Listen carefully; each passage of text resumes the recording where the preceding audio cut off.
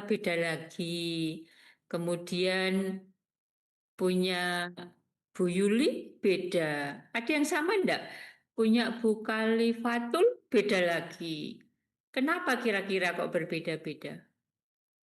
Beda itu kayaknya mau dibuat pesawat Cara terbang ya. penyampaiannya beda-beda. Bu Dan Indra cara beda penerimaan lagi. penjelasannya Cara penerimaannya beda. beda-beda. Terus apa Punya lagi? Bu Yuli beda. bentuk Ada kertasnya yang sama beda. enggak? Punya Beda. Bu Khalifatul beda lagi. Kertas beda itu Kenapa ibaratnya kira-kira kok masyarakat atau berbeda-beda? ibu-ibu balita apa? Beda Pemahamannya itu kayaknya mau dibuat berbeda-beda pesawat ya. terbang ya. Berbeda. Bu Indra Cara beda penerimaan lagi. Cara penjelasannya penerimaannya Jadi beda-beda. saya Terus menyampaikannya apa sama lagi? kok Bu persepsinya Yuli bisa beda-beda. bentuk beda. kertasnya Ada yang sama beda. Penyampaian saya punya jelas Bu nggak? Khalifatul beda lagi. Kertas beda itu ibaratnya masyarakat Kenapa atau beda? ibu-ibu balita apa? Tingkat Pemahamannya pengetahuannya berbeda. berbeda. Penyampaiannya terlalu cepat nggak? Berbeda.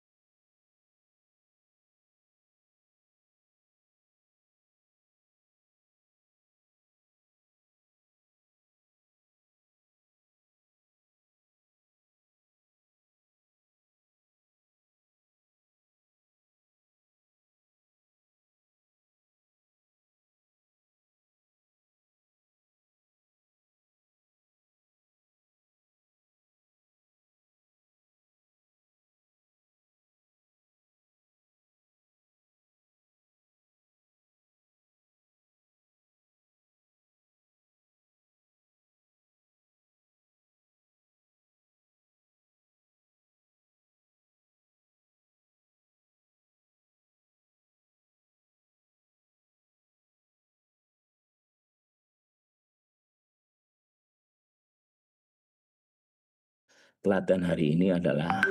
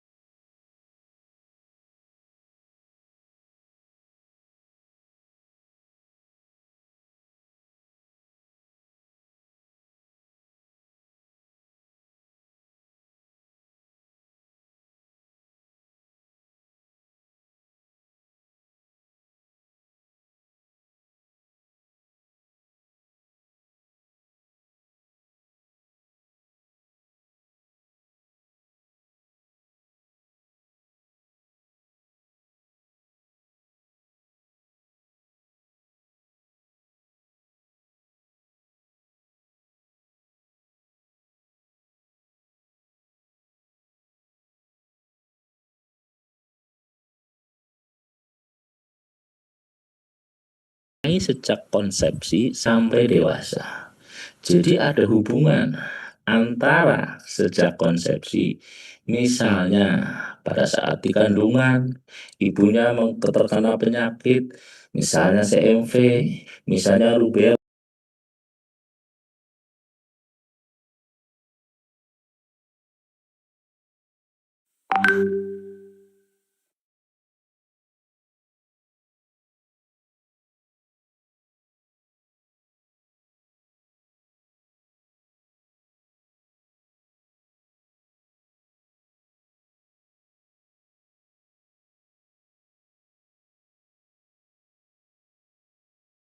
Ini sejak konsepsi sampai dewasa. Jadi ada hubungan antara sejak konsepsi, misalnya pada saat di kandungan, ibunya terkena penyakit, misalnya CMV, misalnya rubella.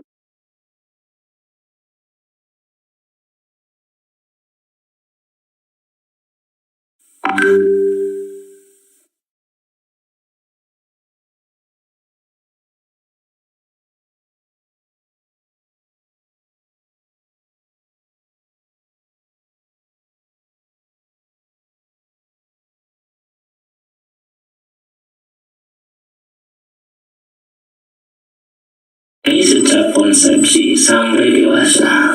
Jadi ada hubungan antara sejak konsepsi, misalnya pada saat di kandungan, ibunya terkena penyakit, misalnya CMV, misalnya rubella.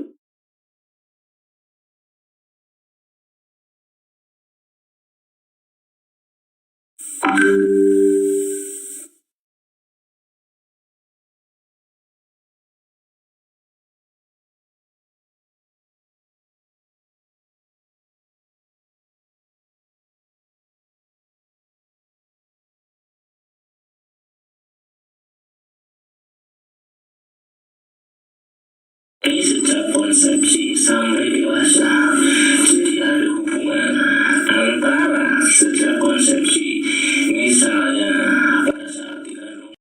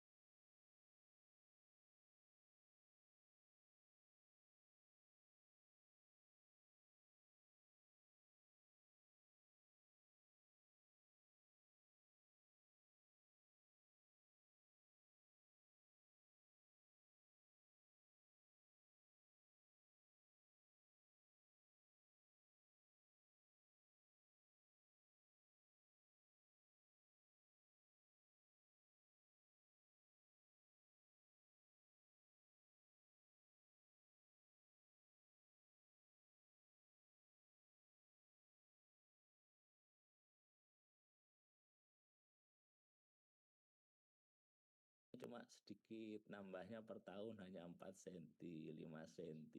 Nanti ketika mulai pubertas, terjadi lagi growth spurt.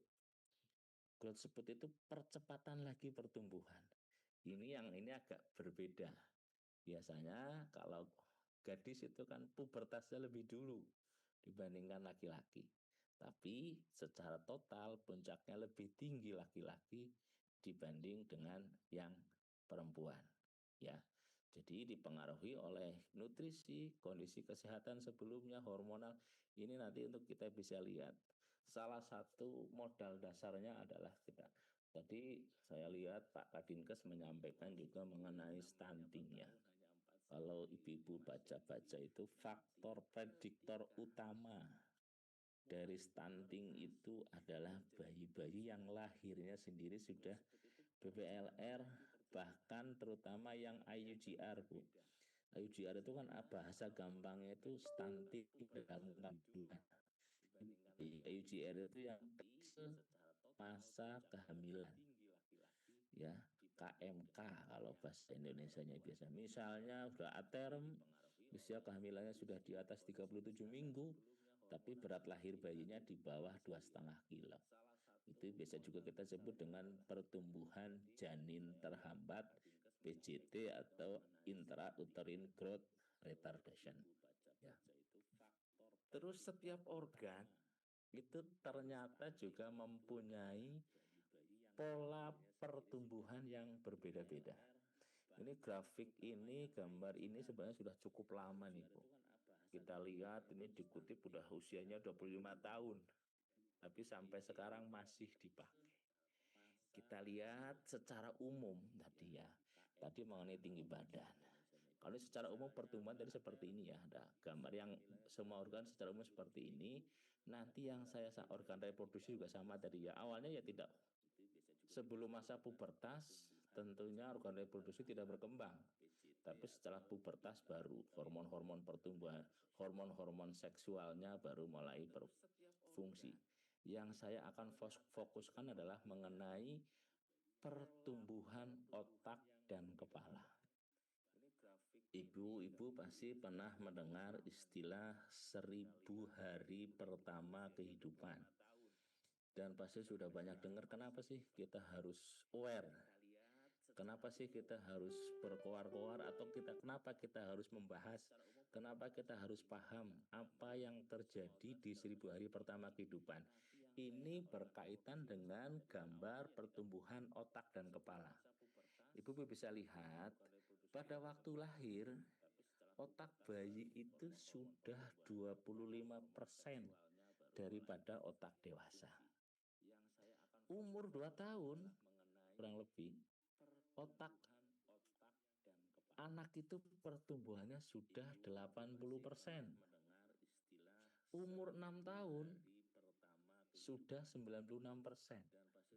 Sudah 95% lah ya. Jadi kalau ada seorang orang tua yang datang ke Bu Bidan sudah umur lebih dari 6 tahun, Bu Bidan, saya pengen anak saya pinter, tapi datangnya sudah 6 tahun. Ya, sebenarnya kalau kita pakai konsep ini, kita lihat perkembangan otak ini sebenarnya sudah agak terlambat. Ya, masa yang paling cepat, jadi 1000 hari pertama kehidupan itu dalam kandungan 9 bulan kali 200 kali 30 hari 270 hari. Di luar kandungan setahun 365 hari kali 2. Nah, jadi dalam kandungan sampai dengan usia 2 tahun itu disebut dengan 1000 hari pertama kehidupan.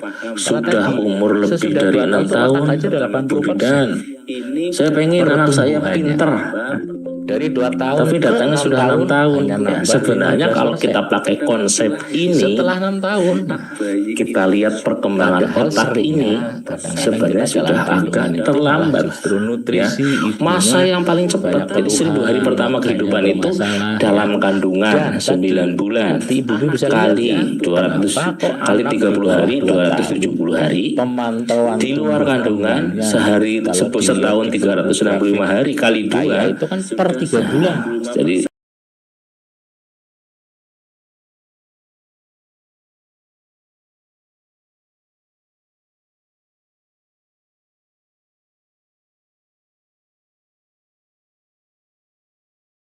tapi datangnya sudah 6 tahun. Nanti sebenarnya kalau kita pakai konsep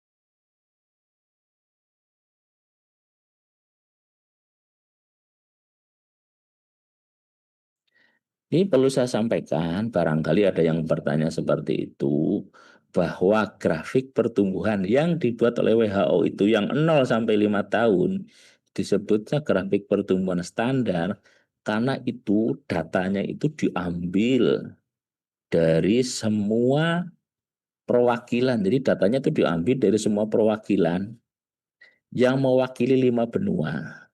Di mana yang akan diambil datanya itu disiapkan atau mendapatkan intervensi dan nutrisi yang sama sejak dalam kandungan sampai dengan lahir sampai dengan usia 5 tahun. Ternyata tidak ada bedanya. Ini Jadi perlu saya orang sampaikan, Indonesia, barangkali ada yang orang bertanya Afrika, seperti orang itu, Amerika, bahwa kalau grafik pertumbuhan mendapatkan yang dibuat oleh WHO intervensi itu yang nutrisi 0 yang sampai 5 sama, tahun disebutkan mendapatkan grafik pengobatan pertumbuhan kelainan standar yang sama, karena itu datanya hasilnya itu tinggi badannya diambil akan sama dari dengan yang semua didapatkan oleh anak-anak perwakilan. dari Jadi luar datanya itu diambil dari Indonesia. semua perwakilan Jadi dasarnya itu. yang Ya. mewakili 5 Terus yang dinilai benua, tadi saya sebutkan tadi di sudah ada ya. mana Ada yang akan diambil ada berat datanya itu badan, disiapkan ada atau panjang. mendapatkan Biasanya intervensi panjang dan itu untuk nutrisi anak yang kurang dari 2 sama tahun. Dan atau tinggi badan untuk anak lebih dari 2 tahun. Dan jangan lupa lingkar kepala.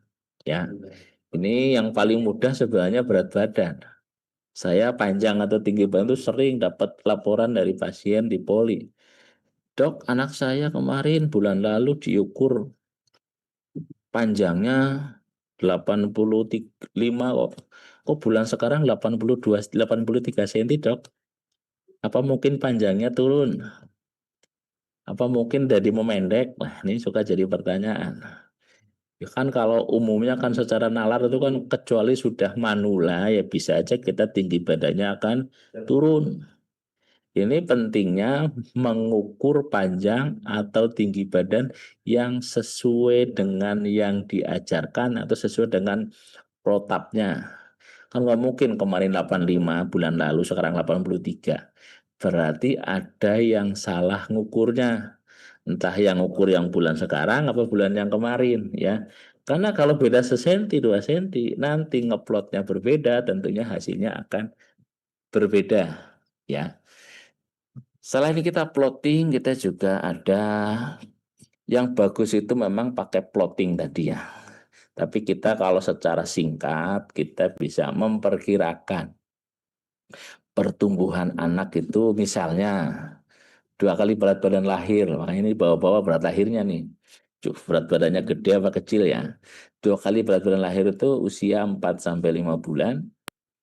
3 kali berat lahir itu usia 1 tahun. Ini cara singkat. 4 kali berat lahir usia 2 tahun. Demikian juga dengan kenaikan berat badan kita bisa perkirakan. Dalam 3 bulan pertama tuh paling gede naiknya 700 sampai 1000 gram. Di triwulan kedua 500 sampai 600. Makin gede berat badannya naiknya akan semakin kecil ya. Tinggi salah badan juga ada ngukurnya. perkiraannya. Kita lihat ya. Usia 1 tahun itu kurang lebih 1,5 tinggi badan lahir. Usia 4 tahun 2 kali tinggi badan lahir. Dan usia 6 tahun itu 1,5 kali tinggi badan usia 1 tahun. Selain tinggi tadi, ini karena ramai kita membahas stunting. Kan Bapak Ibu-ibu bidan pasti paham lah yang norma begini. Setiap anak yang stunting itu pasti pendek. Tapi tidak semua anak yang pendek itu stunting. Ya, karena ternyata pendek itu ada yang faktor familial, ada yang faktor konstitusional delay, ada faktor karena hormonal atau karena penyakit endokrin lainnya. Kita sebut stunting itu adalah pendek atau tinggi badan kurang dari persentil, kurang dari 2 ya kalau kita pakai WHO growth standard yang disebabkan oleh gangguan gizi kronis ya. Jadi kalau karena kelainan endokrin kita nggak bisa, mohon maafnya misalnya pelawak-pelawak yang pendek itu bukan stunting karena dia ada kelainan hormonal atau ada penyakit-penyakit endokrin. Terus kita lihat juga ada pengaruh genetik. Ini Bu lihat bisa di slide ya. Kita bisa menghitung tinggi potensi genetik seorang anak dengan mengetahui tinggi badan ayah dan tinggi badan ibunya. Kalau untuk anak perempuan, tinggi badan ayah ditambah tinggi badan ibu dikurangi 13 dibagi 2, hasilnya itu nanti rentang plus minus 8,5. Ya, misalnya tinggi badan ayah sama tinggi badan ibu dikurangi 13 hasilnya adalah 150, maka potensi anak genetik itu adalah 150 dikurangi 8,5, di 141,5 sampai dengan 158,5. Jadi potensi genetik itu plus minusnya itu sampai dengan 17 cm. Ya. Jadi jangan khawatir. Kan nggak mungkin ibu udah nikah masa mau ganti suaminya kan enggak. Tapi yang kita bisa kejar adalah dengan tadi kita berharap yang positifnya plus 8,5-nya, bukan yang minus 8,5-nya. Karena tadi rentangnya kan kalau hasil ininya 150, makanya 150 kurangi ini dan 150 tambah ini.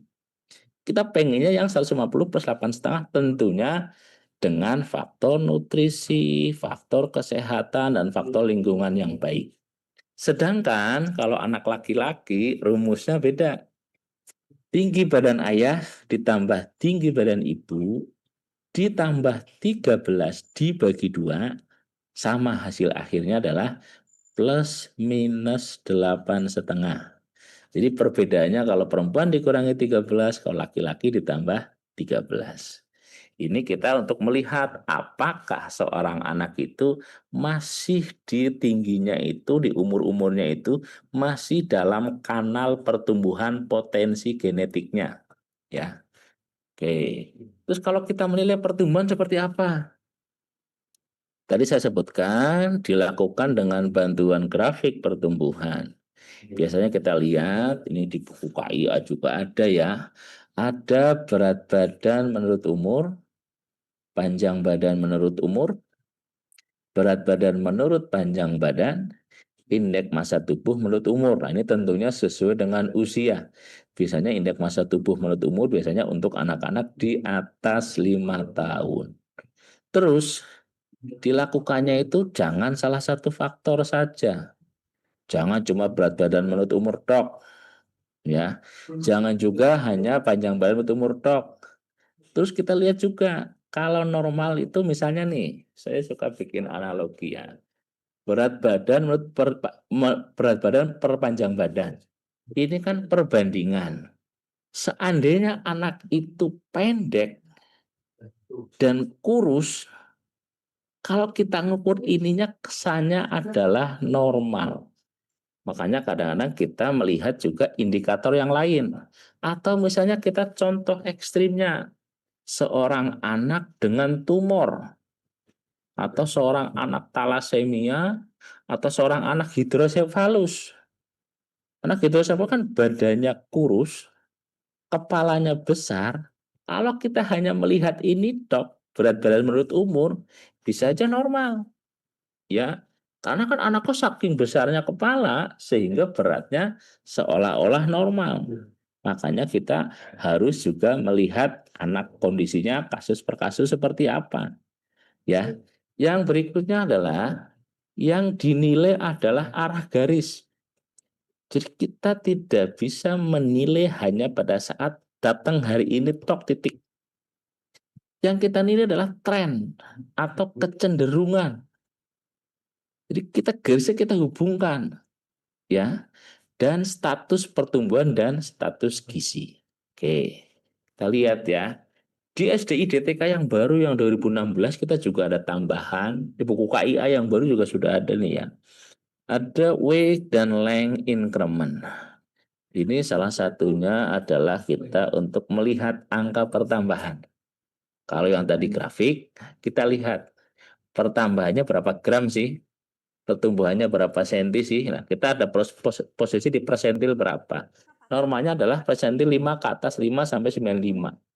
Kita disebut pertambahan normal itu mulai dari sini ke sana. Ya. Ini kita lihat tadi saya sampaikan bahwa yang dilihat itu adalah tren. Jadi kita nggak bisa dengan mengisi ininya kita nggak ada, hanya ketemu di umur 8 bulan kita ngomong di titik ini tok. Ketemunya di sini nggak bisa. Tanpa kita lihat dari awal kecenderungannya seperti apa. Jadi yang kita baca adalah tren tadi ya. Kecenderungan yang sejajar atau paralel dengan garis median atau berat badan anak selalu pada garis tumbuhnya sejak lahir. Ini contoh tren yang normal. Karena selalu naik ya, mengikuti arah lengkungnya. Ibu-ibu juga bisa lihat ya, kalau awal-awal tadi kan ini kan garisnya naiknya tajam ya. Lama-lama akan melandai tadi. Memang setelah umur makin gede umurnya, kenaikan timbangannya itu tidak seberat seperti di awal-awal sini. Ya, oke. Ini contoh yang tidak normal ya. Kita lihat bahwa ini awalnya bagus nih. Lahirnya bagus, suku bulan 3 kilo, 1 bulan oke, 2 bulan bagus nih. Kenapa di 3 bulan 4 bulan terjadi pendataran? Nah ini yang harusnya pas kita ketemu di sini, nah, pas kita nimbang di sini, kita bertanya lebih jauh ke ibunya, ada peristiwa apa, ada sakit apa, atau ada hal apa yang menyebabkan adanya ini. Jangan dibiarkan sampai mendatar, malah nanti lama-lama bisa turun. Ya, ini kan kalau lihat kan timbangannya nggak naik nih. 2 bulan timbangannya masih 6 kilo, oke lah di sini ya. Ini juga oke. Kalau kita lihatnya hanya di sini tok, nggak lihat kita ininya, menurut ibu-ibu ini normal apa tidak normal?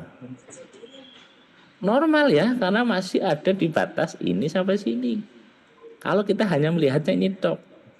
Tapi begitu kita melihat ke belakangnya, oh sebelumnya bagus kok. Ada apa ini terjadi pendataran? Makanya tadi saya sampaikan berkali-kali, kita tidak bisa hanya melihat di satu titik tok, lihat ke belakang. Gambarnya seperti apa? Ini kita sebut dengan wake faltering. Gagal nih, gagal tumbuh nih. Malah ada yang lebih parah seperti ini nanti. Nih. Kalau tadi hanya mendatar, kalau yang sekarang ini bagus nih sampai umur 6 bulan bagus nih ngikutin gambar malah pas di garis median.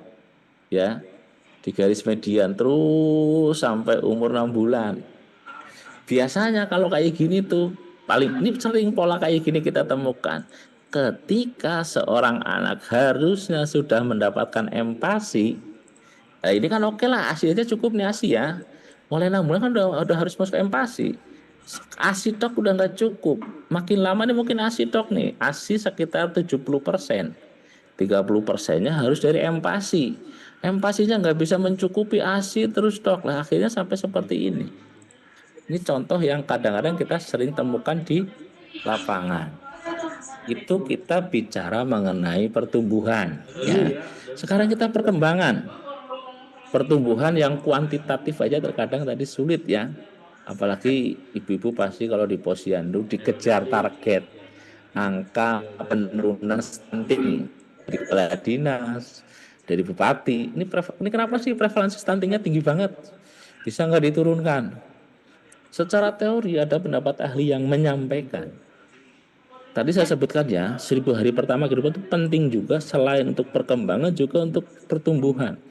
Ada yang menyebutkan kalau stuntingnya kita ketemu di usia lebih dari 2 tahun, itu ada yang menyebabkan kita sulit untuk menyembuhkan stuntingnya. Yang bisa kita lakukan hanya meminimalisir resiko atau komplikasi dari stunting yang ada. Jadi kalau mau fokus ngejar stunting di 1000 hari pertama kehidupan. Oke. Ciri-ciri perkembangan. Perkembangan itu melibatkan perubahan. Perkembangan awal menentukan perkembangan selanjutnya. Jadi kalau sudah awal bermasalah, akan ada dampak di kemudian hari. Perkembangan mempunyai pola yang tetap. Kita lihat polanya ada cephalocaudal. Cephalo itu kepala, kalau bahasa ininya ya. Caudal itu ekor. Jadi perkembangan itu mulai dari kepala sampai ke bawah. Ibu yang punya bayi atau sering lihat bayi kan pasti lihat. Yang pertama kali bisa dilakukan bayi kan tadi ya, mengangkat kepala. Itu dari arah kepala. Baru bisa mulai ngangkat bokong untuk belajar tengkurap. Karena polanya harus cephalocaudal. Yang kedua, polanya proksimodistal. Proksimal itu yang dekat dengan batang tubuh, distal itu yang menjauhi batang tubuh. Jadi anak-anak itu perkembangannya misalnya gerak tangan. Gerak tangan anak itu dimulai dari kemampuan anak mulai dari sendi bahu, kemudian bisa nekuk siku, baru bisa pergelangan, baru bisa megang. Itu namanya proksimodistal. Selanjutnya, perkembangan mempunyai tahap-tahap yang berurutan. Tadi ya, misalnya anak itu kok nggak bisa ngangkat kepala, mempertahankan posisi kepala. Gimana anak itu mau bisa duduk? Kepalanya aja kita angkat masih head leg, masih telentang. Duduk yang nggak mungkin bisa, pasti akan goyang-goyang duduknya. Karena harus berurutan. Yang berikutnya, perkembangan mempunyai kecepatan yang berbeda-beda. Nah, ini yang mungkin anak itu, ini mungkin ibu-ibu yang sudah berkeluarga mempunyai anak lebih dari satu kan bisa membandingkan. Anak saya yang pertama kok bisa jalan umur 15 bulan. Anak saya yang kedua 11 bulan udah mulai jalan. Anak berikutnya 17 bulan baru mulai jalan. Jadi kecepatan perkembangan itu berbeda-beda, tetapi nah ini yang pasti harus ada batasan-batasan. Nanti ibu-ibu bidan belajar mengenai milestone, belajar mengenai red flag, ya. Jadi kalau milestone itu capaian, titik capaian.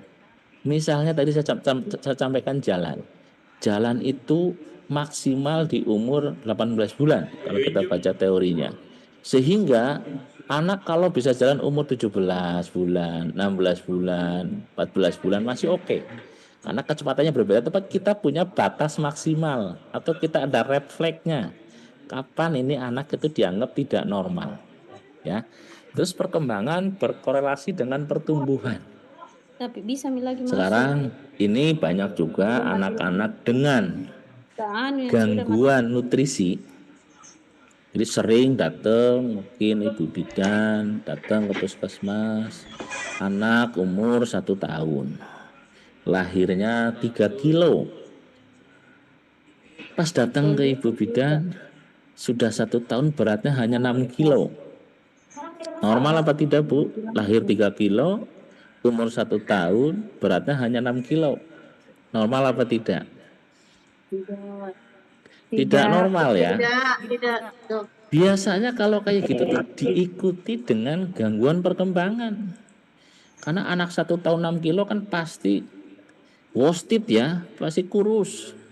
Massa ototnya juga sedikit. Biasanya dengan anak-anak gangguan pertumbuhan yang berat, pasti perkembangannya juga akan terlambat. Karena untuk berkembang itu juga perlu daya dukung massa otot, ya, dengan kekuatan nutrisi dan kalorinya, ya. Oke. Terus ini yang lain, ini hampir sama lah ya. Perkembangan melibatkan perubahan pastinya tadi yang tadinya tidak bisa menjadi bisa. Perkembangan tahap awal lebih kritis tadi karena saya sampaikan bahwa tadi 1000 hari pertama kehidupan ya, mungkin biar nggak bosan tetap saya sampaikan bolak-balik karena itu window period. Perkembangan juga merupakan hasil proses maturasi dan proses belajar. Nanti itu perannya adalah dari stimulasi yang kita berikan. Pola perkembangan dapat diramalkan. Nah, biasanya kita kadang-kadang ini, kita kalau sudah melakukan terapi pada anak-anak dengan gangguan perkembangan yang berat, misalnya nih, ada pakem seperti ini kita ketemu anak nih, seumur 1,5 tahun, masih baru bisa tengkurap, merangkak belum bisa, boro-boro duduk. Kadang-kadang kita ramalkan, karena berdasarkan pengalaman, kalau umur 2 tahun anak tersebut tidak bisa duduk sendiri, biasanya untuk dapat berjalan di kemudian hari agak berat. Tapi kalau 2 tahun bisa duduk, walaupun terlambat ya, duduk itu harusnya umur 11 lah paling lambat. Nanti akan bisa jalan kalau 2 tahun bisa duduk, walaupun mungkin jalannya di umur 3 tahun, 4 tahun, bahkan 5 tahun. Terus terdapat periode pola perkembangan. Nanti ada fase neonatus, fase preschool, ada fase balita dan sebagainya. Oke.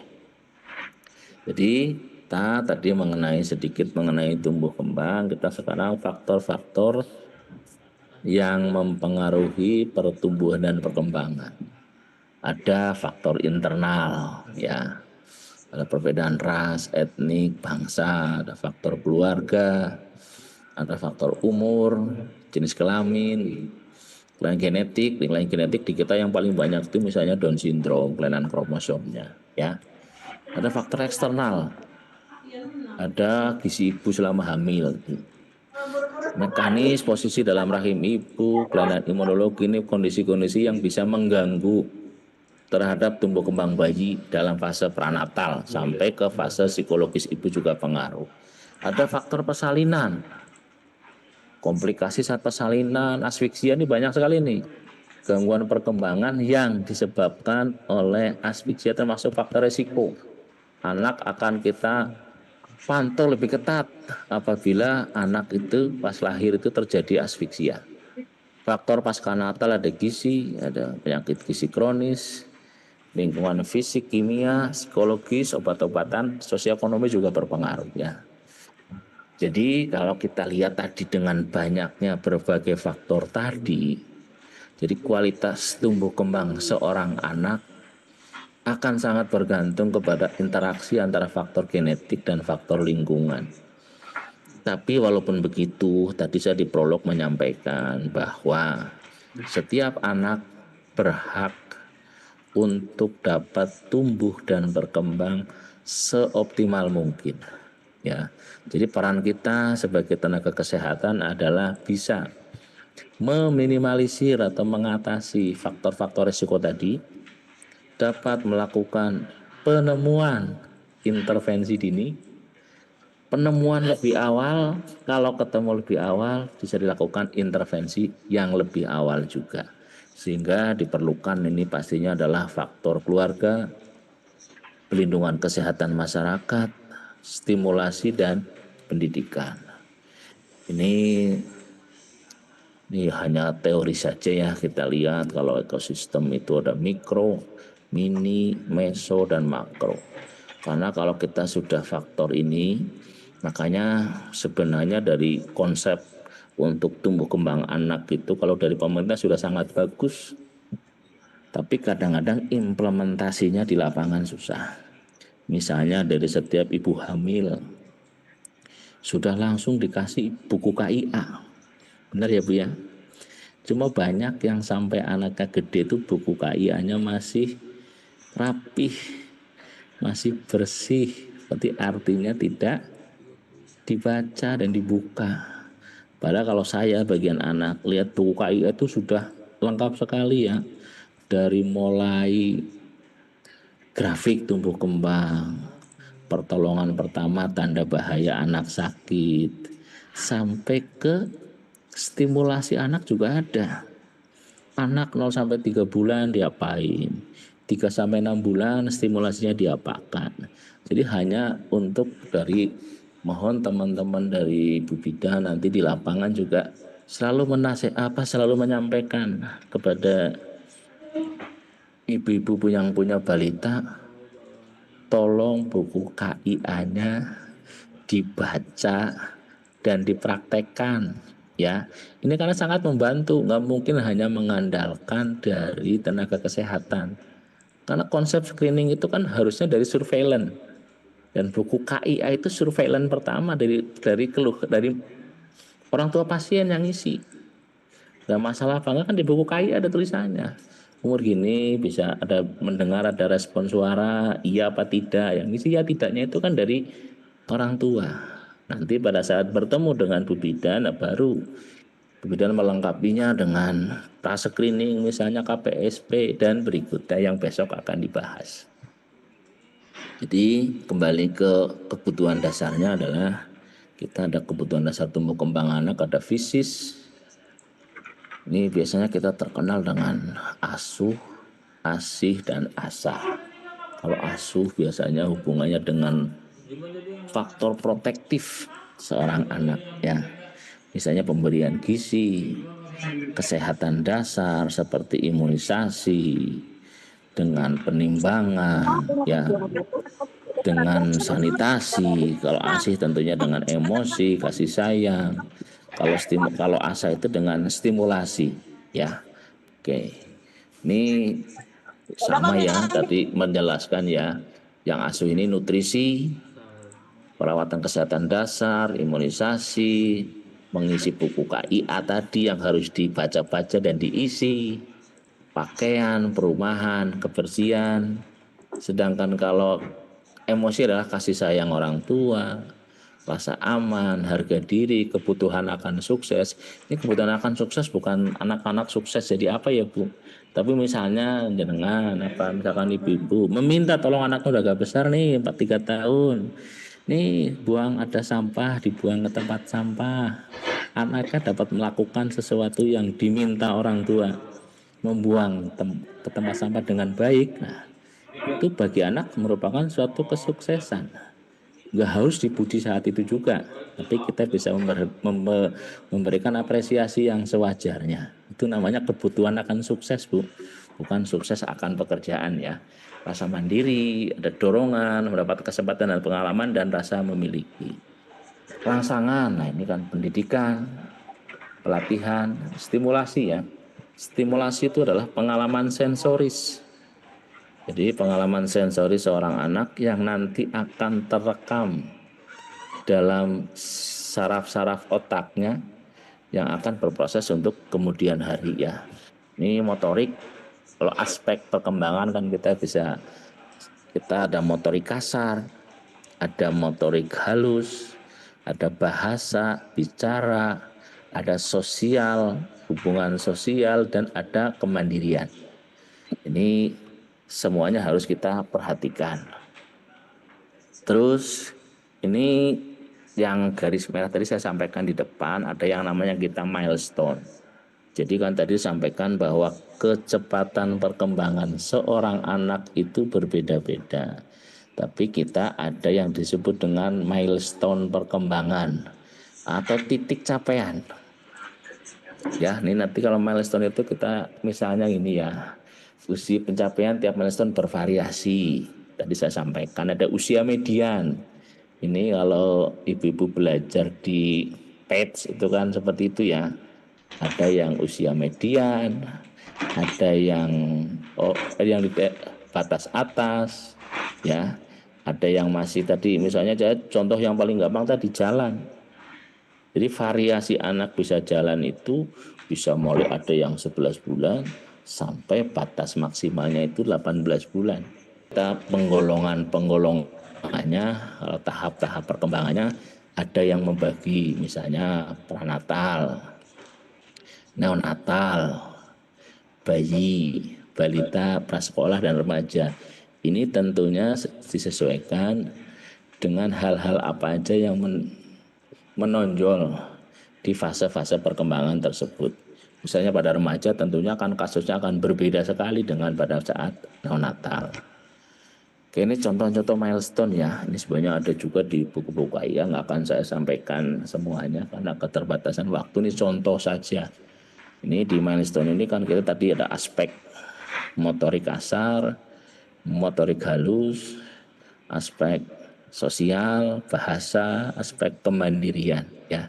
Ini yang harus di milestone untuk umur 0 sampai 3 bulan nanti bisa dilihat sendiri, kalau nggak hafal ya bisa langsung nanti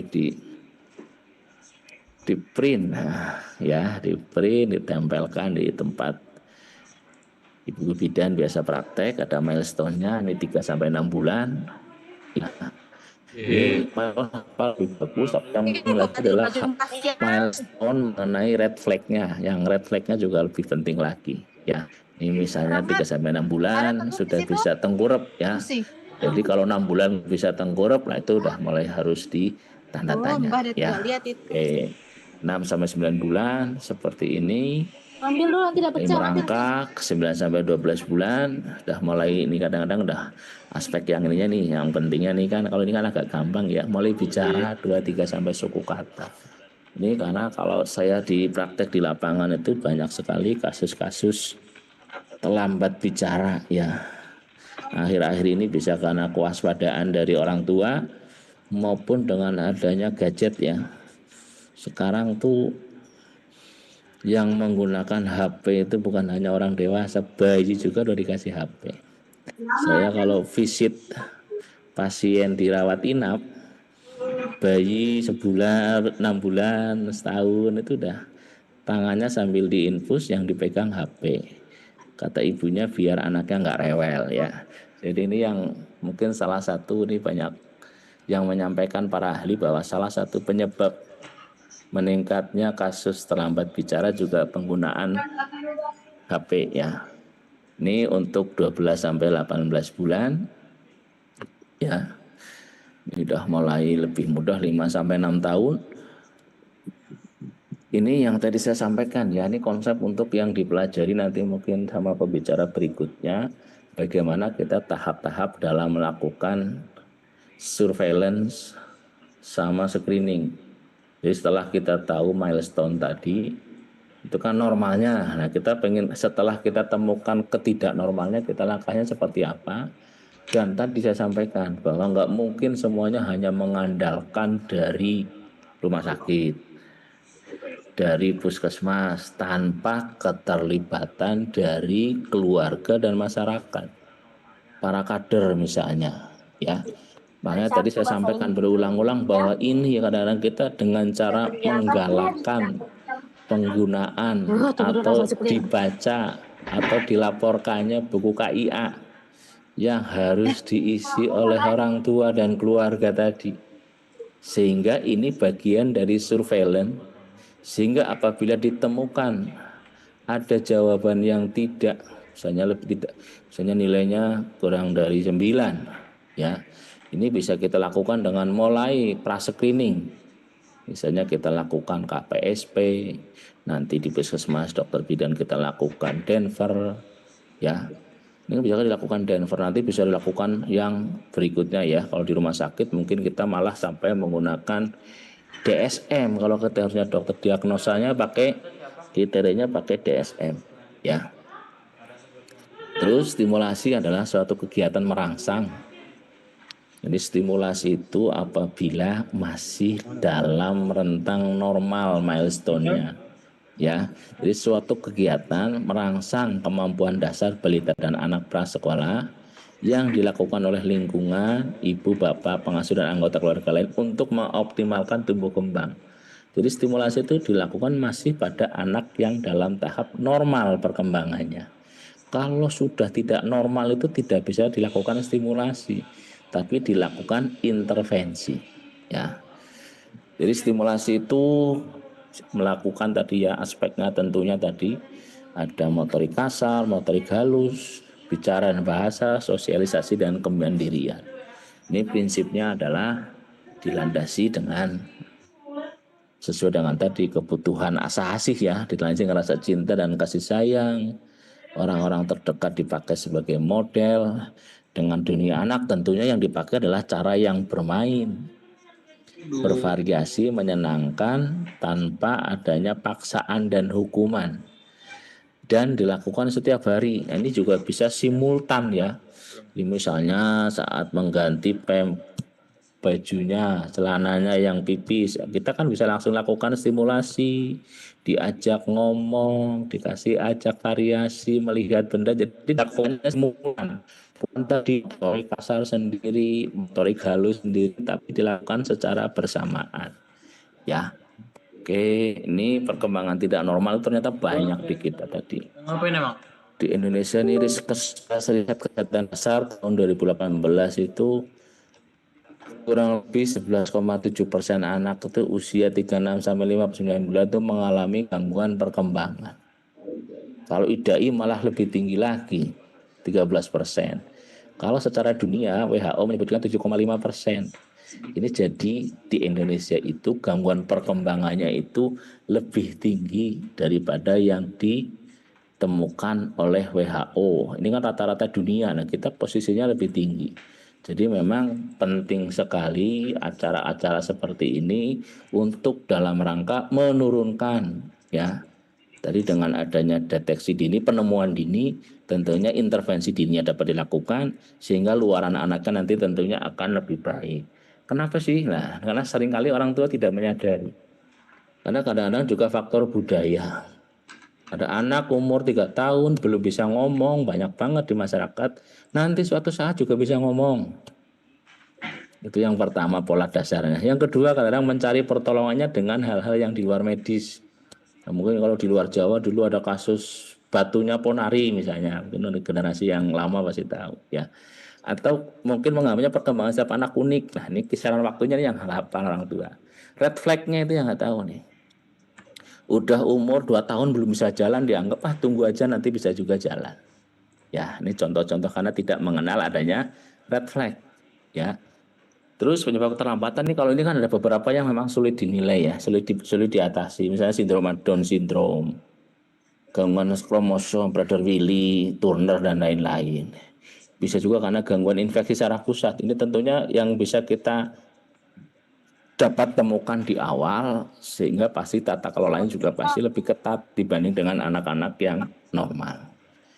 Jadi keterlambatannya banyak ya. Ini contoh sekarang itu paparan screen time tadi saya sebutkan.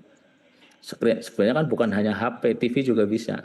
Banyak ibu-ibu, bapak keluarga biar bisa mengerjakan pekerjaan rumah tangga, anaknya taruh di depan TV sendiri, dikasih HP ya, jadi screen time.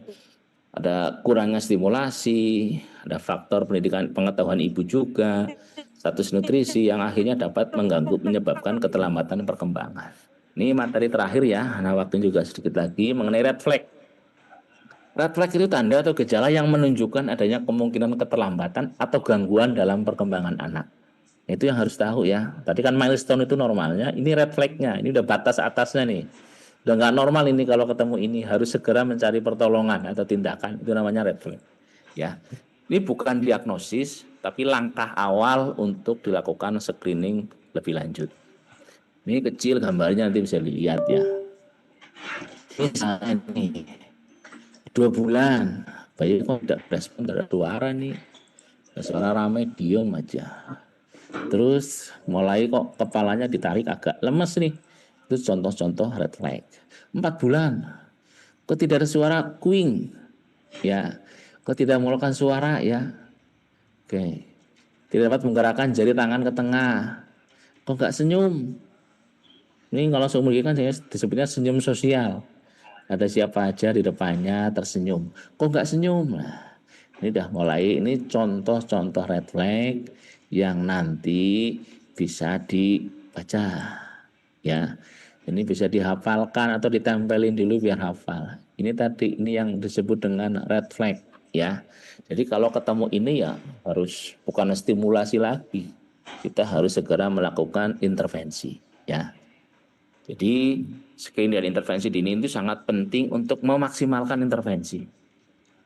Jadi saya harapkan malah ketemunya itu di 1000 hari pertama kehidupan ya, baik yang gangguan pertumbuhan maupun yang gangguan perkembangan ya. Oke, jadi screening perkembangan rutin ya. Kalau di kita tuh paling, saya mengikuti seminar itu yang paling sering malah di kita. Di negara Amerika aja kita lihat screening balita itu umur 9 bulan, 18 bulan, 24 dan 30 bulan. Di kita tadi saya sampaikan di awal, 2 tahun pertama per 3 bulan. Jadi harusnya alangkah sehatnya anak-anak Indonesia. Per 3 bulan aja dilakukan screening. Penimbangan per tiap bulan. Ya, harusnya tadi kejadian gangguan pertumbuhan, gangguan perkembangan harusnya lebih rendah daripada yang ditemukan oleh WHO. Tapi faktanya kita masih lebih tinggi ya.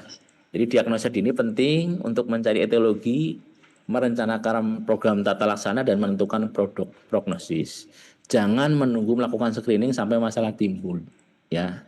Jadi tadi harusnya malah surveillance dulu. Ya, surveillance dulu dan jangan mengabaikan hasil screening. Ya, hasil screeningnya kok ada abnormal, nah itu jangan. Lah nanti tunggu aja, dipantau, suruh kontrol lagi 3 bulan lagi, 6 bulan lagi, baru dinilai lagi, jangan. Ya, oke. Kesimpulan slide terakhir bahwa anak dapat bertumbuh dan berkembang dengan baik apabila menerima segala kebutuhannya dengan optimal. Tadi prinsipnya memang nggak semua anak itu lahir dengan kondisi yang optimal tanpa resiko. Banyak juga anak yang lahir dengan resiko tadi, BBLR, resiko persalinan, resiko dari faktor ibunya, Tapi diharapkan tadi bahwa banyak juga anak yang dari awalnya normal ternyata di kemudian hari menjadi tidak normal, dan banyak juga kasus yang dari awalnya anak ini beresiko tinggi abnormal, tapi dengan pemantauan, dengan stimulasi dan deteksi dini akan dapat tumbuh dengan normal dan optimal.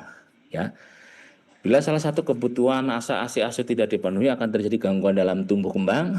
Dampak yang terjadi dampak secara langsung atau tidak langsung, jangka pendek maupun jangka panjang. Jadi misalnya nih contoh nih, contoh terakhir ya, anak-anak dengan stunting, resikonya tuh di kemudian hari. Jadi banyak penelitian menyebutkan bahwa anak-anak dengan stunting, resiko untuk penyakit metabolik itu hipertensi, diabetes mellitus, jantung, stroke, itu resikonya akan lebih tinggi dibanding anak-anak dengan yang tidak stunting. Jadi anak yang stunting sekarang nanti 30 tahun, 40 tahun lagi resikonya kena diabetes, kena stroke. Tadi itulah makanya yang dikhawatirkan oleh pemerintah sehingga program stunting menjadi program utama. Barangkali itu aja yang bisa saya sampaikan. Mudah-mudahan ada manfaatnya. Terima kasih. Assalamualaikum warahmatullahi wabarakatuh. Waalaikumsalam warahmatullahi wabarakatuh. Dr. Ahmad, izin kita buka sesi diskusi gitu. Sampai nanti jam 11.30. Untuk selanjutnya dipersilahkan ibu-ibu yang ingin bertanya atau memberikan tanggapan bisa secara langsung dengan resen atau nulis di kolom chat box. Silakan. Masih tetap semangat ya ibu-ibu ya. Kita ya dulu semangat pagi. Pagi luar biasa, tetap semangat. Semangatnya masih pagi. Monggo kita lanjut dengan diskusi ibu-ibu. Luar biasa ya kita bisa ketemu langsung dengan narasumber Dr. Ahmad yang Enggak bisa mematikan kamera, Dende. dipersilahkan ibu-ibu. Di resen belum ada, bisa secara langsung, kok di resen, di chat belum ada, bisa secara langsung ibu-ibu dipersilakan.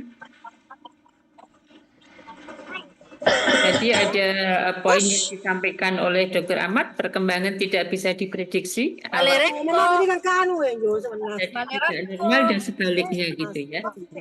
Dipersilakan, ada yang mau berpendapat?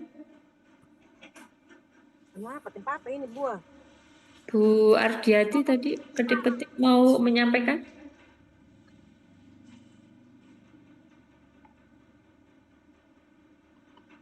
Halo ibu-ibu, dipersilahkan kita diskusi, waktunya masih 22 menit lagi, dipersilahkan.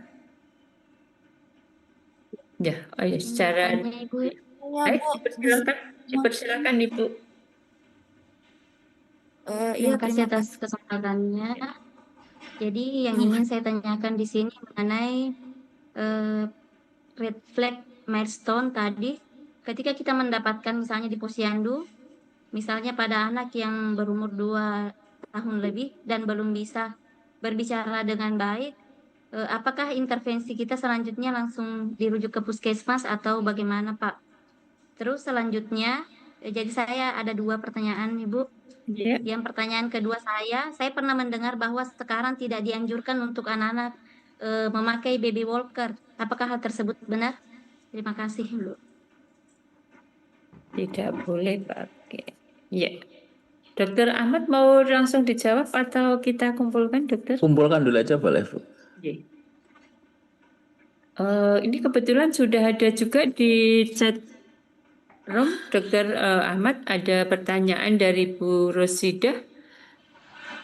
Berapa lama anak mengalami pertumbuhan yang tidak sesuai umurnya sehingga dapat didiagnosis stunting? Kemudian ada pertanyaan yang ketiga dari Bu Nur Rahma. Anak saya usia 5 tahun tapi kalau kesehariannya seperti anak masih usia 4 tahun, bagaimana cara mengatasinya? Jadi sudah ada 3 pertanyaan, Dokter Ahmad, barangkali bisa ditanggapi dulu. Tadi yang pertanyaan pertama secara langsung, bagaimana refleks milestone tadi bila ditemukan di posyandu, misalkan anak 2 tahun belum bisa bicara dengan baik, bagaimana intervensinya, dan Tadi apakah betul tidak boleh pakai apa tadi ya Ibu? Maaf, agak terlambat ini. Bisa diulang. Baby walker, Bu. Baby walker, ya. Monggo Dr. Ahmad. Ya, yang pertama mengenai gangguan bicara ya. Kalau saya dulu belajarnya itu mengenai urut-urutan. Kita pengennya itu berurutan Ibu. Jadi kita pengennya itu yang dipakai tadi pertama KIA, itu kita sebutnya surveillance ya. Misalkan ibunya ngeluh anaknya umur 2 tahun belum bisa merangkai, belum bisa bicara 2-3 kata. Misalkan kita ketemunya kayak gitu kan. Pada saat ketemu di posyandu disampaikanlah dari ibunya, kita belajar runutannya yang sesuai yang kita harapkan dulu ya Bu ya. Bukan langsung loncat ke belakang, walaupun kita prakteknya kadang-kadang orang tua pengen cepet langsung ke rumah sakit ya monggo kita, tapi kita pengennya belajarnya yang urut-urutannya ditemukan di lapangannya, kita pengen melibatkan peran serta semuanya karena keterbatasan kan nggak semuanya mungkin ada dokter anak, nggak semuanya mungkin lokasinya dekat dengan rumah sakit atau ke rumah sakitnya jauh atau ke rumah sakitnya mungkin perlu waktu yang lebih panjang ya. Terus yang pertama tadi saya sampaikan bahwa misalnya tadi dari ibu misi di KIA, anaknya ada kecurigaan, ada gangguan bicara dan bahasa. Pada saat ketemu kader atau pada saat ketemu Bu Bidan menyampaikan, kalau saran saya sebaiknya dirujuk ke puskesmas dulu, nanti sama Bu Bidan sama itu dilakukan pemeriksaan menggunakan instrumen-instrumen yang lebih lanjut. Kalau KIA diisi oleh keluarga pasien, nanti kalau sama Bu Bidan dilanjutkan pemeriksaan lebih lanjut, misalnya dengan KPSP hasilnya seperti apa, dengan Denver 2 hasilnya seperti apa, dan selanjutnya kalau ditemukan kemudian dilakukan tentunya kalau ini bahasa tes pendengaran ya Bu ya, tes daya dengar, TDD juga nanti kan akan dibahas pada saat berikutnya, karena syarat anak bisa ngomong itu kan harus bisa mendengar dengan baik ya. Kalau anaknya tulinya berat ya pasti semua orang juga pasti tahu nih, kalau dipanggil ada suara nggak kaget atau nggak noleh, itu kalau tulinya berat pasti berbeda banget lah, mudah dikenali. Tapi kalau tulinya moderat bisa jadi dia mendengar orang lain ngomong tapi dia itu sendiri mendengarnya berbeda atau tidak sesuai dengan yang kita omongkan. Padahal syarat bisa ngomong itu adalah bisa mendengar dengan baik ya. Jadi sama Bu Bidan sama dokter di puskesmas dilakukan pemeriksaan screening tadi dengan KPSP, dengan Denver, dengan TDD. Kalau ditemukan ketidaknormalan baru dilakukan rujukan ke rumah sakit. Nanti di rumah sakit sama dokter anak baru akan dinilai ya, dilakukan pemeriksaan yang lebih lanjut. Kalau di rumah sakit kan akan lebih banyak pendengarannya, lebih banyak instrumen yang diperiksa. Ya, tentunya menggunakan screening juga instrumen yang lebih lanjut. Juga kalau perlu kalau di rumah sakit kan biasanya kita konsulkan juga untuk tes pendengarannya ke dokter THT. Ya. Jadi saya sih pengennya polanya itu berurutan. Jadi jangan langsung dikirim ke rumah sakit, tapi melibatkan semua karena instrumen yang terbaik itulah instrumen yang kita pahami dan kita lakukan ya. Jadi kita jangan hanya, kan kalau kita semakin sering berlatih tadi menggunakan KPSP, menggunakan MCR, menggunakan TDL, menggunakan TDD dan menggunakan yang lainnya, itu semakin sering digunakan akan semakin pintar kita karena semakin terbiasa. Tapi kalau setiap kasus langsung dirujuk, nah tentunya nggak sesuai dengan yang kita harapkan ya. Walaupun tapi juga tetap harus menggunakannya harus benar-benar memahami.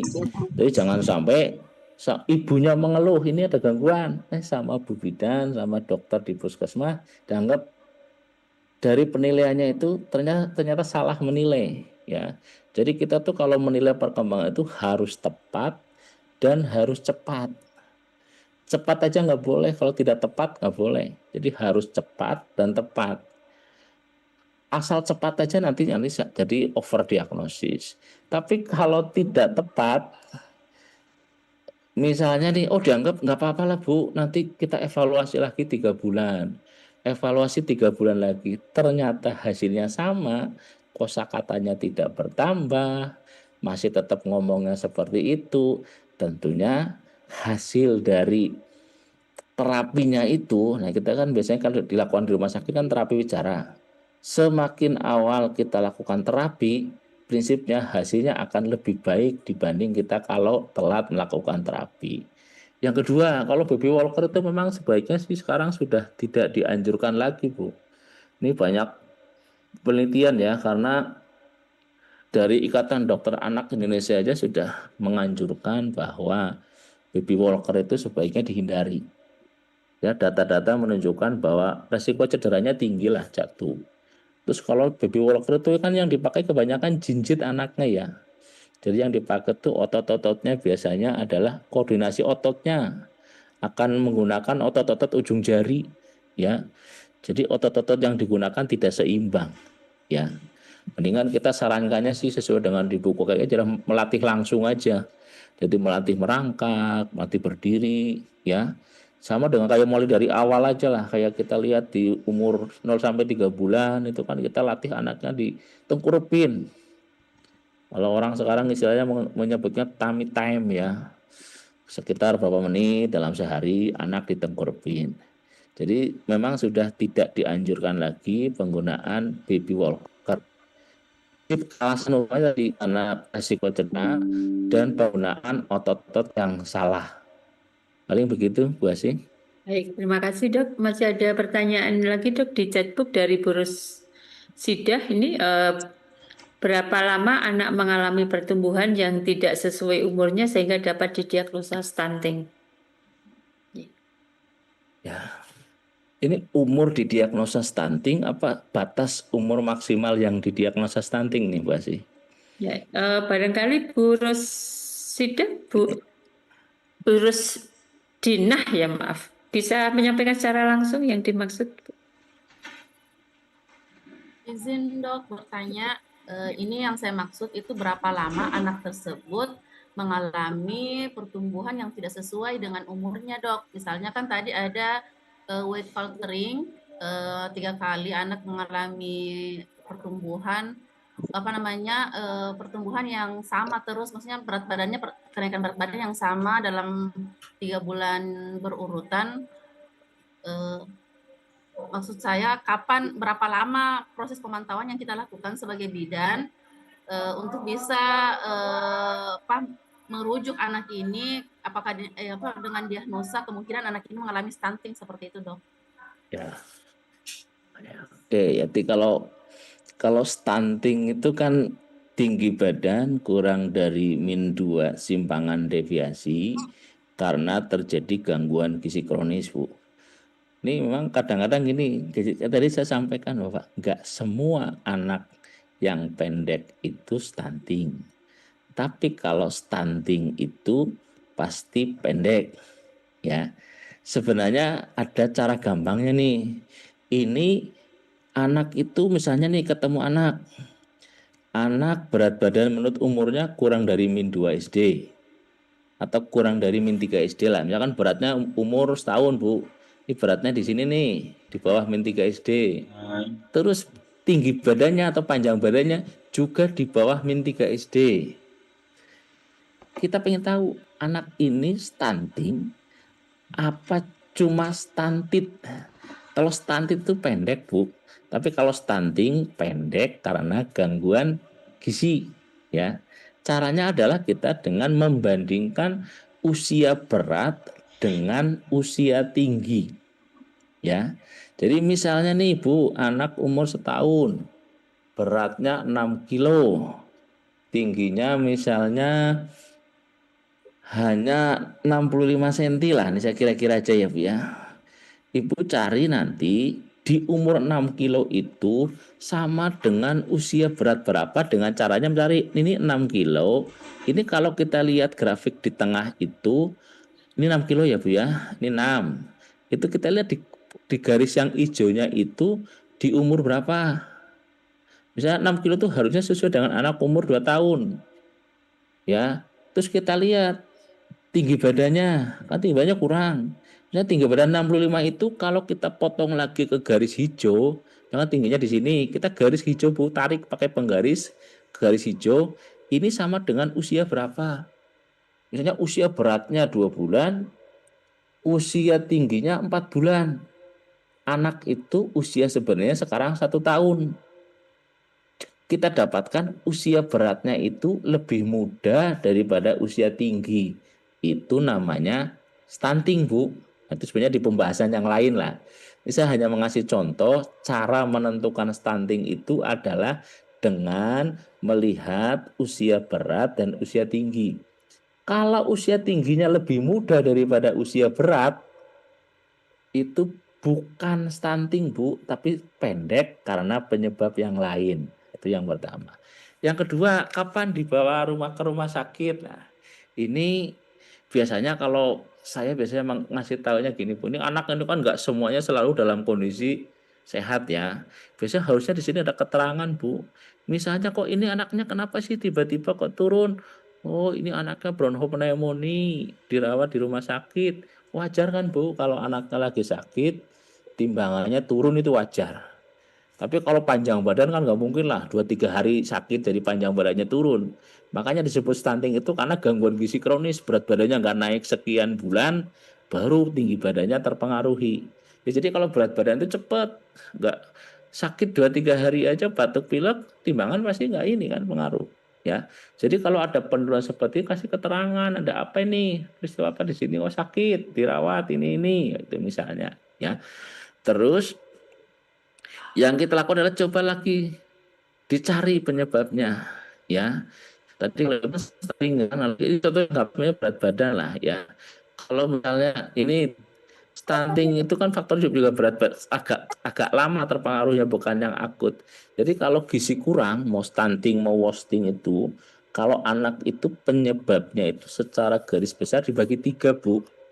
Yang pertama asupan yang masuk ke mulut anak tersebut kurang dari seharusnya. Anak umur 13 bulan nggak mau makan, paling banyak kan kasusnya nggak mau makan. Makan hanya 1 sendok, 2 sendok, habis itu makannya kerupuk, cilok misalnya ya. Yang kedua karena ada gangguan penyerapan. Misalnya setiap makan muntah, diare, itu pasti nggak masuk, pasti timbangan dan tinggi badannya akan terpengaruh. Yang ketiga adalah karena ada penyakit kronis. Jadi ibu-ibu jangan langsung ke penyakit kronisnya dulu. Yang di anamnesa itu yang masuknya dulu, sama penyerapannya dulu seperti apa. Baru yang ketiga penyakit kronis. Penyakit kronis yang paling banyak di kita misalnya TB paru, infeksi saluran kemih, kecacingan. Ya, tadi saya dengar nih mana telur mana ayam ya, itu sama-sama itu. Jadi kalau anak sering sakit itu kan kebutuhan kalori akan meningkat Bu. Justru dengan sakit itu basal metabolisme rate-nya itu akan naik, kebutuhan kalorinya naik, tetapi asupannya pasti berkurang. Kan makan terus kan nggak ada. Sehingga defisit antara kebutuhan dengan asupan makin lebar. Akhirnya akan turun timbangannya. Yang kedua, kalau anak dengan gangguan gizi itu berkorelasi dengan sistem imun. Kalau gizinya jelek, gampang sakit. Jadi memang itu lingkaran setan, ya. Kalau nggak mau makan, jadi gizinya jelek, gampang sakit. Sudah sakit, tidak mau makan. Jadi kita memutuskannya yang susah, ya. Jadi memang kapan kita bawa ke rumah sakit, ya ibu lihat nanti perlu penegakan diagnosa seperti apa. Kadang-kadang dari puskesmas juga suka minta rujukan, ya. Misalnya apakah ada penyakit kronis, ya, atau sudah dilakukan dengan intervensi gizi. Nah, sekarang kan ada PKMK ya Bu. Misalnya susu tinggi kalori lah pasti saya di Kebumen itu kemarin itu ada program dari pemerintah Kabupaten Kebumen, setiap balita yang terdiagnosa stunting mendapat PKMK susu tinggi kalori selama 4 bulan. Ya, tentunya susu tinggi kalori itu akan bermanfaat manakala tadi ini kan kalau susu tinggi kalori kan hanya asupannya yang masuk ke mulutnya. Kalau tidak ada gangguan penyerapan dan tidak ada penyakit kronis. Barangkali itu yang bisa dijawab ya Bu ya. Ini menurut berapa kali nggak naik lah. Kalau wake Voltaic itu nggak bisa sekali Bu. Jadi harus berapa kali pengukuran ya minimal 3 kali lah. Tapi maksud saya juga jangan sampai malah kita diamkan. Begitu kita ini bulan misalkan nih sekarang bulan Januari kok ketemu di sini kok kayak gini. Ya jangan sampai kita bulan Februari ketemu kayak gini. Jadi ada yang kita lakukan supaya kita nggak seperti ini ya. Apa yang kita lakukan tadi, kita anamnesa ada apa ini? Kok dulunya bulan Desember bagus, kok bulan Januari kok timbangannya seperti ini? Ada kondisi apa dan apa yang bisa kita lakukan? Barangkali itu Bu Asih. Baik, terima kasih dokter. Masih ada beberapa pertanyaan ya dok. Ini dari Bu Nur Rahma, izin bertanya. Anak saya usia 5 tahun, tapi kalau kesehariannya seperti anak usia 4 tahun. Bagaimana cara mengatasi? Nah, kesehariannya seperti apa Bu? Misalnya apa? Jadi, monggo Ibu bisa dijelaskan Ibu Nur Rahma. Ya. Misalnya dok, cara bicaranya. Gimana Bu? Misalnya gimana? Contohin Bu. Misalnya dok, cara bicaranya kayak caranya bergaul sama temannya. Yang itu Bu, yang spesifik apa misalnya gitu, biar saya bisa juga memahami apa misalkan cara bergaulnya seperti apa gitu. Misalnya dok, kalau seusianya kan yang lain temannya sudah bisa bercerita dia dari mana, bersama siapa. Tapi kalau ini kan belum dok, masih terbata-bata, kayak lama sekali berpikir dok kalau gue bercerita. Oke.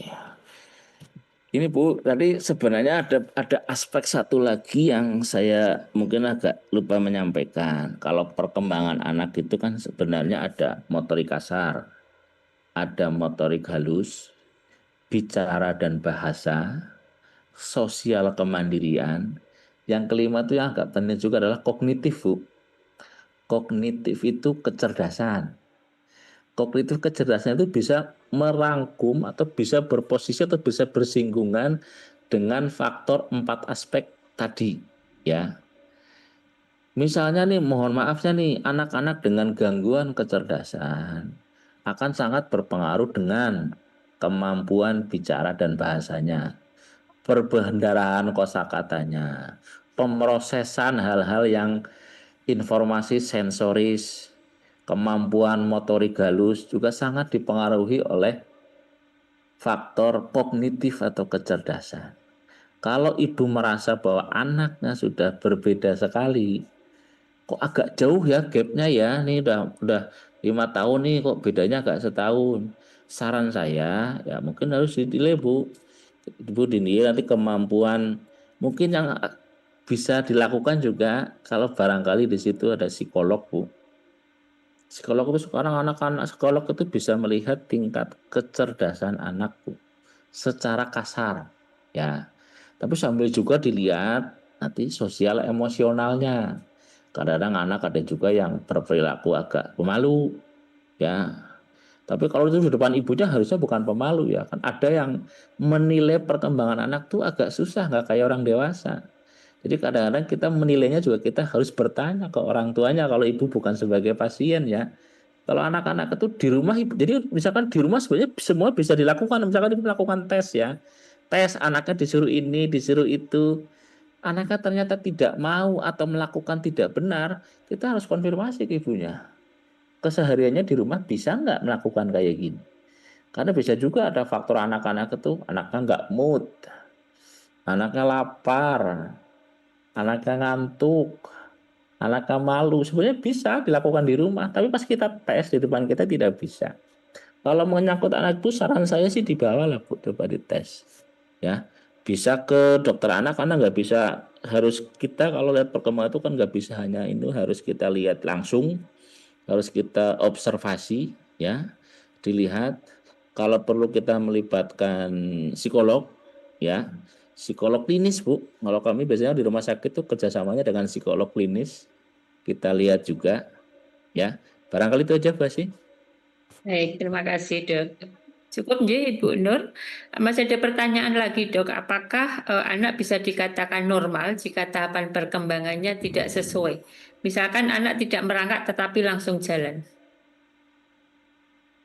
Kalau pakemnya itu, pola perkembangan itu harusnya berurutan. Tapi ada beberapa kasus, dan yang sering ini pertanyaan cukup sering. Anak itu melewati tahap perkembangannya. Ada beberapa penelitian yang menyebutkan ada dampaknya nanti di kemudian hari. Apakah dampak emosional, apakah dampak faktor mental, faktor perilaku. Tetapi memang penelitian ini juga tidak menghasilkan kesimpulan yang konklusif. Karena pasti kalau gangguan perilaku ini kan nggak satu faktor ya, multifaktor. Tapi secara pakem harusnya berurutan Bu. Kalau tidak berurutan, nah kita harus mantau ke depannya. Itu artinya harus ada pemantauan lebih ketat lagi. Apakah ada dampak atau ada efek samping? Tapi resikonya beberapa penelitian menyebutkan ada, terutama kegangguan mental emosional biasanya Bu. Barangkali itu Bu. Baik, terima kasih. Masih ada 2 pertanyaan lagi Dok.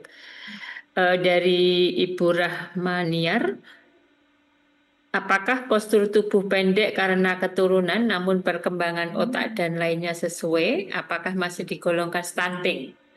Terus keduanya, apakah umur 16 tahun yang sudah menikah masih dikatakan anak Dok? Anak Ya. dewasa. Oke. Dok. Saya yang kedua dulu mungkin ya Bu ya. Ya. Kalau di rumah sakit, kalau saya itu kalau di undang-undangnya kan tidak menyebutkan sudah menikah atau tidak menikah, bahkan malah banyak mungkin yang sudah punya anak ya. Tapi kalau di rumah sakit kami sendiri, kalau masih di bawah 18 tahun, kalau penyakitnya penyakit non bedah misalnya ya, kecuali bedah, biasanya kita masuknya ke anak Bu. Tetap masuknya ke, kalau sakit, kalau apa masuknya ke anak. Ya, tentunya memang banyak sekarang kejadian, walaupun semakin kesini kan semakin susah ya Bu. Ya. Setahu saya semakin susah nih kalau mau mendaftarkan pernikahan untuk anak yang belum sesuai dengan undang-undang perkawinan. Kayaknya harus pakai sidang dulu ya. Dalam arti ya kepepet, terpaksa dinikahkan mungkin ya Bu ya, karena sudah ada misalnya, mohon maafnya hamil duluan misalnya ya. Tapi kalau secara ininya tetap masih masuk ke anak-anak Bu. Baik. Terus kalau yang pertama, kembali tadi Bu, jadi harus dipastikan dulu apakah stunting atau tidak stunting. Ya, tadi kan pendek belum tentu stunting. Tapi kalau stunting pasti pendek. Pendek. Ya, tadi sebenarnya cara gampangnya tadi dengan melihat lebih muda mana usia berat dengan usia tinggi. Ya, dengan semuanya pasti turun nih. Ini usia beratnya lebih muda apa lebih tua dibanding usia tinggi. Kalau usia beratnya lebih muda, jadi anak umur setahun, beratnya sesuai dengan anak umur 4 bulan, tingginya sesuai dengan anak umur 6 bulan. Nah, berarti kan lebih muda beratnya. Itu disebut stunting cara gampangnya. Ya. Itu makanya stunting itu karena faktor gizi kronis. Jadi timbangannya dulu yang terpengaruh. Ya. Tapi kita tentukan juga tadi ada namanya tinggi potensi genetik. Ya. Kita lihat bapak ibunya tingginya seperti apa. Karena ada yang disebut dengan familial konstitusional tadi, karena bapak ibunya pendek. Ada namanya constitutional delay. Jadi ada fase itu anak itu pertumbuhannya agak kurang Bu. Tapi nanti pada waktu pubertas dia akan bisa mengejar ketinggalannya, sehingga nanti pas dewasanya tingginya sama dengan yang perkiraan tinggi potensi genetik. Ya, jadi harus dipastikan dulu stunting tidaknya. Memang penelitian-penelitian itu menyebutkan bahwa anak yang stunting itu di otaknya neuronnya juga stunting lah bahasa gampangnya Bu. Jadi sinap-sinap sel saraf otaknya itu juga mengalami malnutrisi, ya.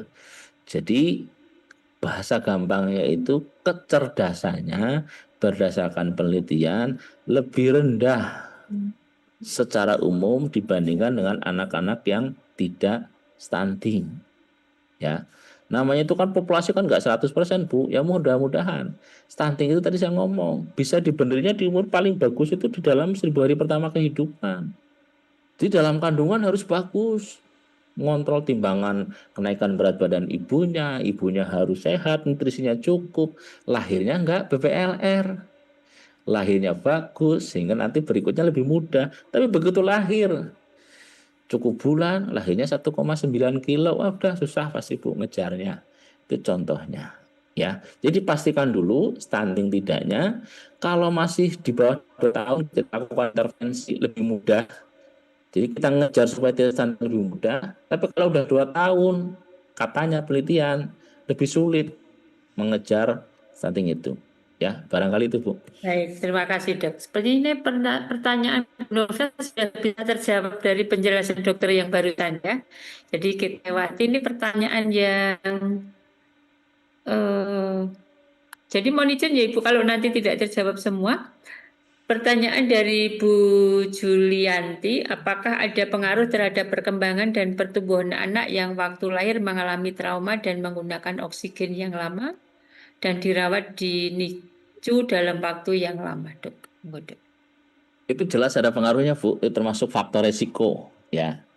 Jadi tadi kan saya sampaikan bahwa kita perkembangan anak itu bisa yang awalnya normal menjadi tidak normal. Harapannya sih dari awal normal ada fully develop. Jadi semua kondisi lingkungannya bagus, stimulasi asah-asihnya bagus. Hasil akhirnya adalah nanti juga tetap luarannya tetap termaintain, hasilnya bagus. Ada juga yang hasilnya bayi ternyata bayi dari awal udah beresiko. Tadi asfiksia, ketergantungan oksigen, dirawat lama, itu pasti akan, itu termasuk bayi-bayi resiko tinggi yang nantinya kalau kita nggak melakukan intervensi udah pasti itu underdeveloped Bu. Perkembangannya pasti tidak sesuai. Itu intervensinya kita harus lebih ekstra dibanding dengan bayi yang lahirnya normal. Begitu pasti luaran bayi begitu dengan masalah seperti itu pasti umur sekian PMA 34 minggu aja kita pasti konsul mata untuk screening mata, konsul telinga untuk screening pendengaran.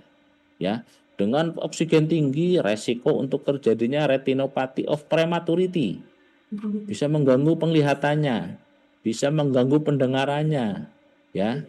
Apalagi tadi oksigen tinggi kan sebagai radikal bebas yang pada bayi-bayi itu belum bisa kita keluarkan radikal bebasnya.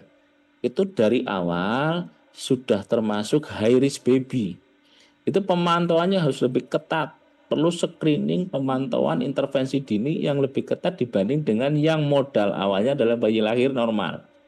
Ya, dengan bayi tadi resiko tinggi itu kalau kita ketemukan kita screening awal lebih bagus, harapannya luarannya bisa seperti bayi yang normal awalnya. Tapi kalau kita nggak bisa lakukan yang maksimal, bisa aja malah semakin jelek. Bayi lahir dengan resiko tadi, paling banyak resikonya di kita adalah cerebral palsy, Bu. Saya kadang-kadang kalau sekarang bicara bayi baru lahir dengan resiko tinggi tadi, kita berpikirnya bukan hanya mengenai bayi ini hidup atau tidak, meninggal atau bertahan. Tapi nanti kalau hidup, ada masalah nggak ke depannya? Kalau hidup, tapi nanti cerebral palsy. Selalu cerebral palsy ya Bu, nggak bisa apa-apa. Nggak bisa tengkurap sampai gede jadi bayi aja. Hidup, tapi kok buta matanya. Hidup, tapi nanti ada gangguan pendengaran tuli. Nah, itu yang harus kita waspadai dari awal. Ya, barangkali itu Mbak sih. Terakhir ini dok, berapa waktu ideal untuk pengukuran panjang badan dan tinggi badan pada balita? Untuk durasi waktunya, apakah tiap bulan atau berapa bulan sekali dok? Kalau bayi baru lahir itu biasanya seminggu sekali ya Bu ya. Kalau sampai neonatus itu mungkin sebulan, itu sudah seminggu sekali. Kalau yang berikutnya sesuai dengan grafik aja lah Bu. Ini kan grafiknya juga rata-rata di kita per bulan ya. Di Fenton pun kan ibu-ibu udah belajar Fenton mungkin ya Bu ya. Untuk bayi prematur kita grafik tumbuh kembangnya, buku KIA-nya kan beda. Kalau yang bayi cukup bulan pakai yang pink, kalau bayi kurang bulan ada buku KIA BBLR ya. Itu warnanya lebih pucat gitu Bu. Itu grafiknya, grafik tumbuh kembangnya menggunakan grafik Fenton. Jangan bayi prematur menggunakan grafik yang ini. Nanti hasilnya nggak benar, akan kurang terus ya. Jadi ngukurnya kalau bayi sakit, kalau kayak di rumah sakit, itu biasanya kita kalau berat badan tiap hari tentunya ya. Kalau lingkar kepala dan panjang badan tiap minggu. Tapi kalau di posyandu, bayi sehat ya pemantauannya sebulan sekali sama. Ya, gitu gak sih? Baik, terima kasih Dok. Ini pertanyaan terakhir dan sudah terjawab. Tadi ada beberapa catatan yang izin mohon saya bacakan kembali dokter dan ibu-ibu. Jadi menilai perkembangan dengan cepat dan tepat dan semakin awal terapi ini akan semakin baik. Kemudian baby walker sebaiknya dihindari supaya tidak terjadi resiko cedera. Tidak semua anak yang pendek adalah stunting, tapi anak yang stunting pasti pendek. Pentingnya buku KIA ya ibu-ibu ya, karena buku KIA ini memang dipergunakan untuk meningkatkan pengetahuan bagi keluarga. Jadi buku KIA harus diisi dan digunakan dengan baik, dan tentunya pengisian ini akan melibatkan keluarga. Begitu kalau di kelas ibunya, ibu-ibu konsepnya. Kemudian tadi pola perkembangan harusnya pakem secara berurutan supaya tidak ada dampak di kemudian hari. Penggunaan oksigen dalam waktu lama pasti akan berpengaruh terhadap kesehatan anak. Ini yang tadi bisa disimpulkan. Terima kasih sekali Dr. Ahmad Saifuddin, spesialis anak MKes yang sudah meluangkan waktu di sela-sela kesibukan beliau ya. Beri sama-sama, Bu. Untuk beliau, ibu-ibu sekalian ya, silakan resen. Kasih yang terbaik. Terima kasih sekali dokter. Pasti apa yang sudah disampaikan ini sangat bermanfaat untuk kita semua. Terima kasih dokter. Selamat melanjutkan tugas yang lain. Ya, saya izin live ya Bu. Ya, terima kasih dok. Yeah. Kemudian ibu-ibu, inilah waktu yang paling ditunggu-tunggu ya, isoma. Semuanya pada nunggu enggak ibu-ibu? Jadi kita punya waktu 1 jam untuk isoma. Nanti kita akan kembali lagi ke kelas pada pukul, kalau waktu Indonesia bagian Barat ini pada pukul 12.45, dan ibu-ibu nanti akan masuk pukul 13.45 di waktu Indonesia bagian Tengah. Selamat beristirahat ibu-ibu. Sampai ketemu di jam 13.45 waktu Indonesia bagian Tengah apa Timur ya Bu ya? Tengah ya. Ya. Selamat beristirahat. Terima kasih banyak Bu. Nanti mohon masuk Zoom tepat waktunya Bu. Kita sudah akan mengikuti materi yang ketiga. Jadi masih ada 2 materi untuk hari ini. Monggo dipersilahkan. Terima kasih. Terima kasih kembali. Terima kasih Bu. Terima kasih Bu. Terima kasih kembali Bu. Ya, selamat beristirahat. Terima kasih Bu. Terima kasih kembali Bu.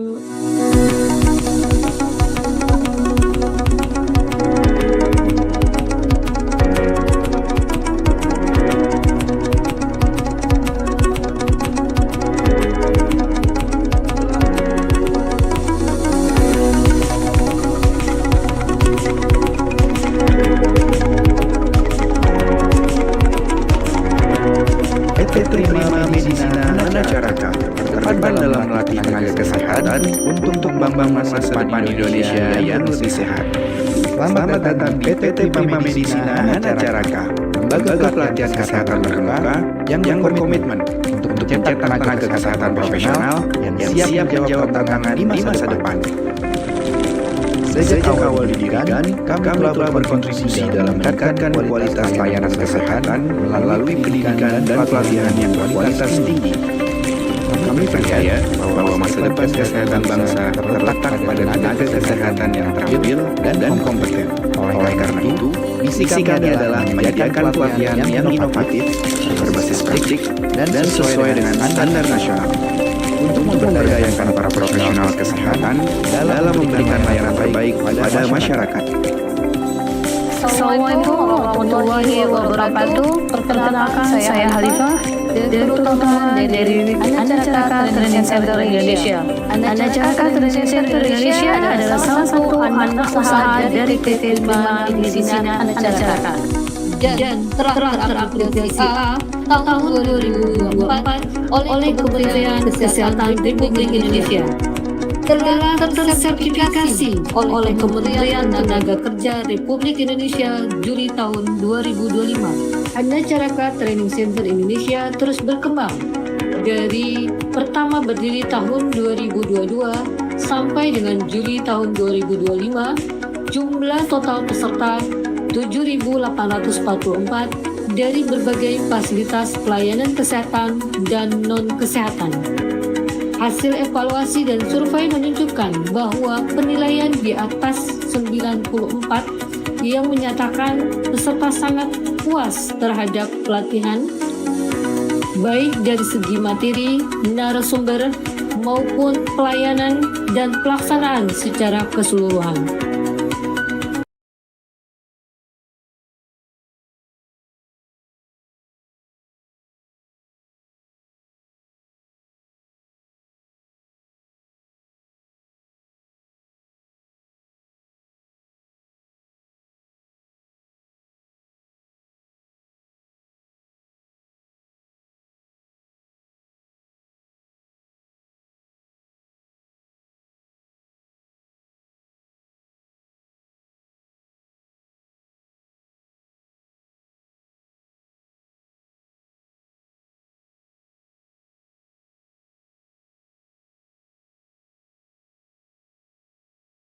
Media. Hari ini di penyerahan anugerah untuk Indonesian Creativity and Best Leader Award 2023 yang ada di samping saya, dua nama yang luar biasa pasti syarat akan sedikit dan juga banyaknya inspirasi untuk Indonesia. Beliau adalah direktur dan juga komisaris dari PT Prima Medicina Hanacaraka. Peserta pelatihan di Hanacaraka Training Center Indonesia terdiri dari berbagai macam baik tenaga kesehatan maupun non-kesehatan, antara lain yaitu dari instansi kedinasan, rumah sakit, puskesmas, pribadi, dan lain-lain. Tenaga fasilitator Hanacaraka Training Center Indonesia sangat berpengalaman, profesional, dan sudah bersertifikat. Marilah bergabung bersama Anacaraka Training Center Indonesia untuk meningkatkan knowledge dan skill SDM kesehatan di dalam meningkatkan kesehatan masyarakat dan menyukseskan Indonesia maju dan sehat.